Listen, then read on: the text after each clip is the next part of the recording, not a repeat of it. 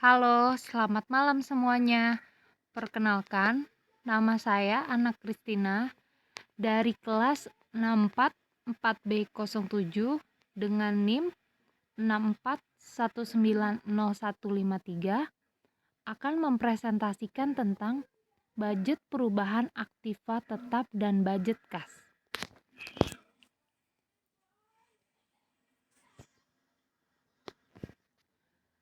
Apa itu budget perubahan aktiva tetap? Budget perubahan aktiva tetap adalah budget yang merencanakan secara sistematis dan lebih terperinci tentang perubahan aktiva tetap dari waktu ke waktu selama periode tertentu yang akan datang.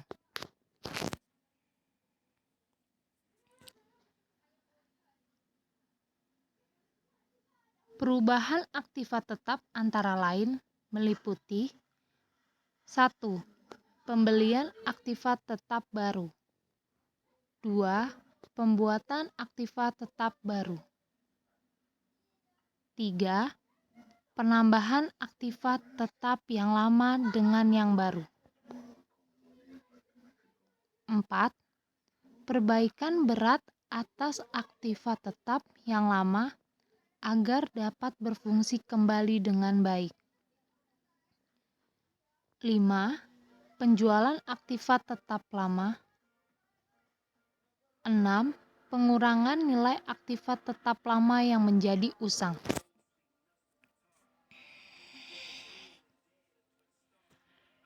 Beberapa kegunaan budget perubahan aktiva tetap. Kegunaan budget aktiva tetap dibedakan menjadi dua. Pertama, secara umum. Secara umum, kegunaan budget perubahan aktiva tetap ada tiga. Pertama, sebagai pedoman kerja. Kedua, sebagai alat manajemen untuk menciptakan koordinasi kerja. Dan ketiga, melakukan evaluasi atau pengawasan kerja. Secara khusus, kegunaan budget perubahan aktiva adalah sebagai dasar untuk menyusun budget kas karena penambahan aktiva tetap akan memerlukan pengeluaran kas dan pengurangan aktiva tetap akan mengakibatkan pemasukan kas.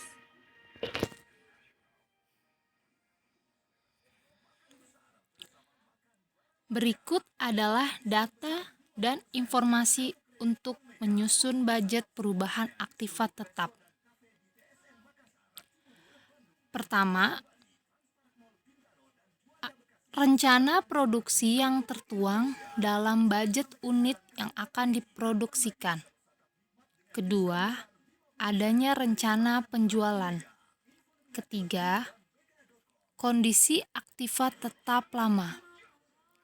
Keempat, umur ekonomis aktiva tetap lama yang telah dimiliki oleh perusahaan.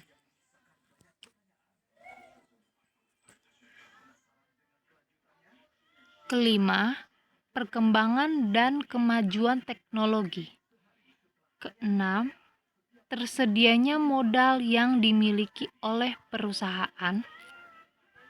Ketujuh, metode depresiasi aktiva tetap yang dipakai.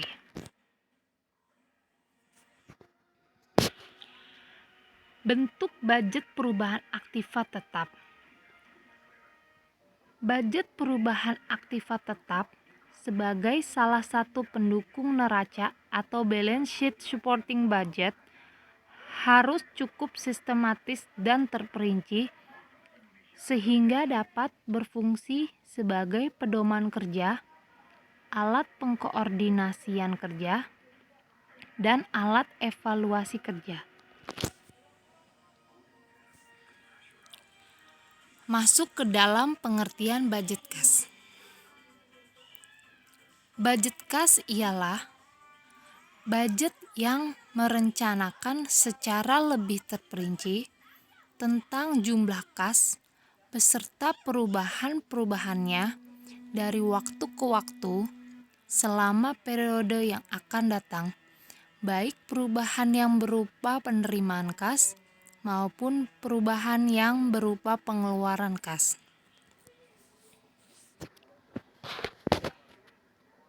Kegunaan budget kas ada dua, secara umum dan secara khusus. Pertama, secara umum.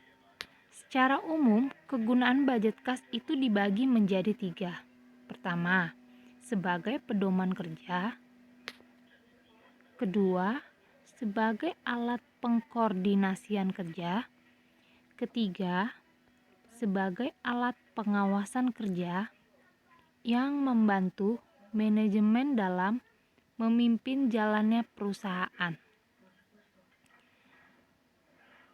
Secara khusus, budget kas berguna sebagai dasar penyusunan master balance sheet budget atau disebut dengan budget induk neraca. Berikut adalah faktor-faktor yang mempengaruhi penyusunan budget kas. Pertama, faktor penerimaan kas. Dalam faktor penerimaan kas meliputi 1. Budget penjualan. Kedua, keadaan persaingan di pasar. Ketiga, posisi perusahaan dalam persaingan. Keempat, syarat pembayaran yang ditawarkan perusahaan. Kelima, kebijaksanaan perusahaan dalam penagihan piutang. Keenam, budget perubahan aktiva tetap. Ketujuh, rencana-rencana perusahaan tentang penerimaan kas dari sumber-sumber lain. Masuk ke dalam faktor pengeluaran kas. Faktor pengeluaran kas meliputi: pertama, budget pembelian bahan mentah. Kedua, keadaan persaingan para supplier bahan mentah di pasar. Ketiga, posisi perusahaan terhadap pihak supplier bahan mentah. Keempat, syarat pembayaran yang ditawarkan oleh supplier bahan mentah. Kelima, budget upah tenaga kerja langsung.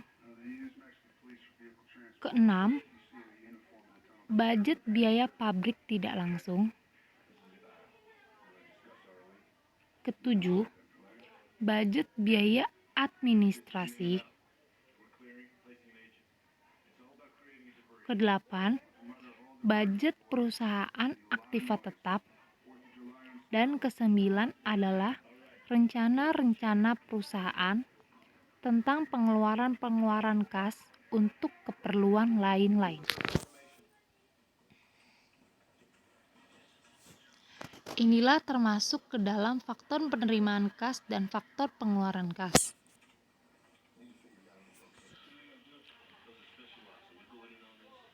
Masuk ke dalam bentuk budget kas. Sebagaimana halnya dengan budget-budget yang lain, bagi budget kas ini juga tidak tersedia sesuatu bentuk standar yang harus dipergunakan. Ini berarti bahwa masing-masing perusahaan mempunyai kebebasan untuk menentukan bentuk serta formatnya sesuai dengan keadaan perusahaan masing-masing. Oleh karena budget kas mencakup dua sektor, yaitu sektor penerimaan kas dan sektor pengeluaran kas, maka sebelumnya disusun budget kas. Terlebih dahulu perlu disusun schedule tentang penerimaan kas dan schedule tentang pengeluaran kas. Inilah termasuk bentuk-bentuk dari budget kas.